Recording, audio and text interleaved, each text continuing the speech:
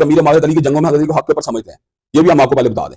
लेकिन इसके बावजूद हम वो सलूक तैयार करने के लिए तैयार नहीं, सैयदना अमीर माविया सहाबियत मजरूह हो या उनके रज़ी अल्लाह तआला अन्हु को टाइटल या उनका ईमान और इस्लाम में उसको मजरूह करने की कोशिश है। हमारा इस असल स्टैंड ये है, हम ये बात कहते हैं कि यार जो कुछ भी इस दौरान के अंदर हुआ है, सैयदना हसन रज़ी अल्लाह तआला अन्हु ने उसको जो है ना बकाया तौर पर उसको ब्रिज अप करने की कोशिश की है, उसको सम अप करने की कोशिश की है, उसको सुलह के जरिए हल करने की कोशिश की है।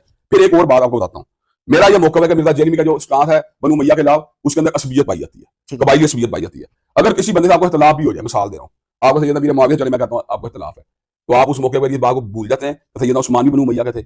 आप इस बात को भूल जाते हैं कि सैयदना उम्मे हबीबा जो थी वो भी बनु उमय्या की थी। आप इस बात को भूल जाते हैं कि हज़रत रसूलुल्लाह सल्लल्लाहु अलैहि वसल्लम की जो बेटियां थी वो जो थी वहां बनु उमय्या के अंदर ब्याही गई थी। आप इस बात को भूल जाते हैं कि सैयदना अली की अपनी बेटी बनु उमय्या के अंदर ब्याही गई है। तो इसका मतलब यह है कि बनु उमय्या को तलाक उनकी मजम्मत करना ये जाहिलाना तरीका है। लेकिन जब पिछले दिनों एक क्लिप वायरल हुआ था, अल्लामा यासीन कादरी ने जो कुछ किया, तो इंजीनियर साहब ने किस तरह से जनाब उस्मानी गनी का दिफा किया?